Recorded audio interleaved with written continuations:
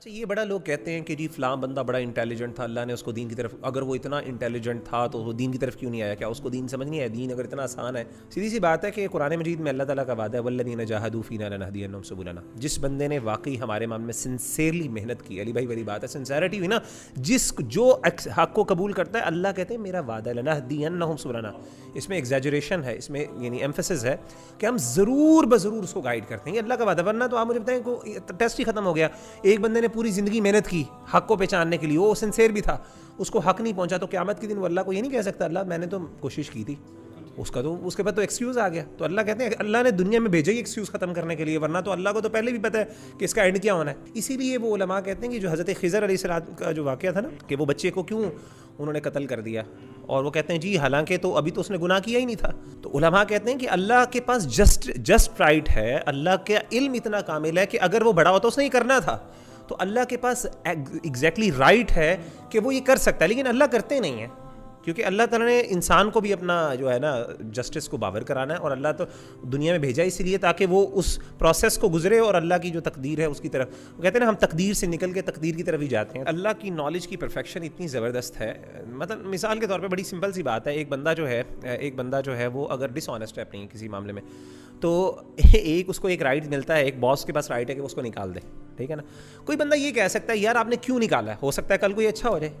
مطلب کل کو اچھے ہونے کا تو کوئی دلیل کسی کے پاس نہیں ہے نا۔ مسئلہ یہ ہوتا ہے کہ اللہ کی نالج اتنی پرفیکٹ ہے کہ اس کا نہ کرنا بھی کرنے کے برابر ہے، یعنی ایک بندے نے عمل نہیں بھی کیا تو وہ ایسے ہی ہے کہ اس نے کیا، کیونکہ اللہ کے ہاں تو وہ بالکل ایسی چیز ہے جیسے فلم ہے۔ اللہ تعالیٰ کا علم جو ہے، یہ دیکھیں علم نالج کسی ایکشن پہ یعنی انفلوئنس نہیں کرتا، ضروری نہیں ہے۔ اس کی عام طور پہ مثال ایسے ہی ہوتی ہے کہ جیسے کہ یعنی وہ ایک ٹیچر ہے نا، وہ ایک اسٹوڈنٹ ہے، وہ جو ہے نا وہ ٹیچر پہلے سے ایک کلاس میں کہتا ہے یار تو پکا فیل ہے، وہ فیل ہو جاتا ہے، وہ کہتا ہے ٹیچر میں آپ کے کہنے کی وجہ سے فیل ہوا،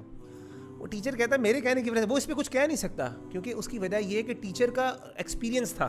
اس نے اپنے تجربے کی بیس پہ کہا کہ یار جو بندہ اس طرح کے کرتوت کرتا ہے نا، میرا تجربہ پوری زندگی میں کہ آج تک وہ پاس نہیں ہوا۔ اچھا ٹیچر پھر بھی غلط ہو سکتا ہے، لیکن اللہ کی نالج پرفیکٹ ہے، تو اللہ نے جب یہ کہہ دیا ہے تو وہ اس لیے نہیں کہا کیونکہ اللہ نے اس کو باؤنڈ کیا ہے، وہ اس نے کرنا ہی تھا، اللہ کو پہلے ہی پتا تھا۔ قرآن مجید میں اللہ تعالیٰ نے خود فرمایا کہ یمحو اللہ ما یشاء ویثبت، اللہ تعالیٰ جس کو چاہتے ہیں وہ مٹا دیتے ہیں، جس کو چاہتے ہیں اللہ تعالیٰ ثابت کر دیتے ہیں۔ اصل میں سوال یہاں سے پیدا ہوا کہ حدیث میں آیا کہ اللہ کے رسول صلی اللہ علیہ وسلم نے فرمایا کہ جو بندہ چاہتا ہے کہ اس کے رزق میں برکت ہو اور اس کی عمر میں برکت ہو،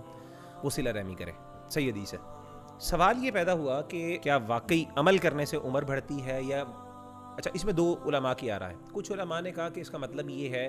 کہ وہ اپنے اس مختصر زندگی میں اتنا زیادہ عمل کرنے کی اللہ توفیق دیتا ہے، وہ ایسے ہی جیسے کہ 100 سالہ اس نے عمل کر دیا، مثلا کچھ علماء کی کنٹریبیوشنز ایسی ہوتی ہیں جو کہ جنریشنز تک چلتی ہیں۔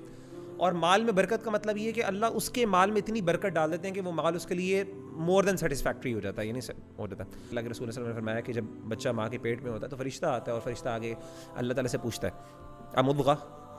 علقہ، باقاعدہ پوچھتا ہے، تو اللہ تعالیٰ کہتے ہیں مضغہ بنے، اللہ تعالیٰ کہتے ہیں بنے، پھر وہ کہتے ہیں اچھا علقہ بنے، پورے سٹیپس میں، پھر اللہ تعالیٰ پوچھتا ہے اللہ تعالیٰ اس کا رزق ہے، فمر رزق، اس کا رزق کتنا لکھوں، اللہ تعالیٰ ایک ایک چیز لکھواتے ہیں۔ تو سوال یہ پیدا ہوا کہ اس حدیث میں اور اس حدیث میں کیسے آپ اس کو کنفرم کریں گے؟ تو علماء نے اس کا جواب دیا اصل میں دو طرح کی تقدیریں، ایک تقدیر وہ ہے جو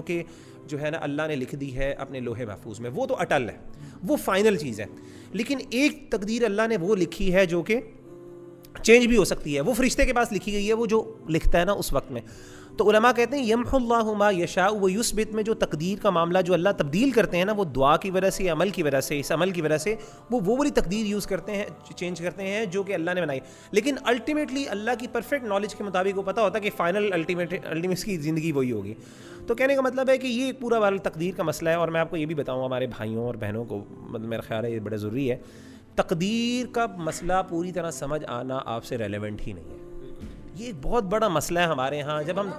آپ نے فرمایا، بلکہ ہمارے علماء کہتے ہیں کہ جو بندہ یہ کہے، ہمارے کلاسیکل اسکالرز میں مجھے غالباً ابن تیمیہ رحمہ اللہ کی رائے کس کی ہے، وہ کہتے ہیں کوئی بندہ یہ کہہ دینا کہ مجھے تقدیر کے بارے میں صحیح سمجھ میں آ گیا، وہ بندہ جھوٹا ہے۔ تقدیر اللہ کی قدرت ہے، اللہ کی قدرت کو آپ کنسیپچولائز ایک حد سے زیادہ کر ہی نہیں سکتے، اسی لیے اللہ کے رسول صلی اللہ علیہ وسلم بھی ایسا جواب دیتے تھے جو عام بندے کو سمجھ آ جائے، لیکن وہ جواب اگر آپ کہیں گے وہ اس طرح کا جواب تھا کہ وہ تقدیر کی حقیقت بیان کر دے، اللہ کی صفات کی حقیقت بیان کر دے، وہ ایسا نہیں تھا۔ صحابی نے پوچھا نا کہ ہم عمل کیوں کریں، اللہ کے رسول نے کہا تمہیں پتہ ہے تمہارے بارے میں کیا لکھا گیا، بات ہی ختم، یعنی یہ جواب نہیں دیا، سمجھایا نہیں مسئلہ، اللہ کے رسول نے کہا تمہیں پتہ ہے نہیں ہے پتہ، تو پھر تم عمل کرو بس۔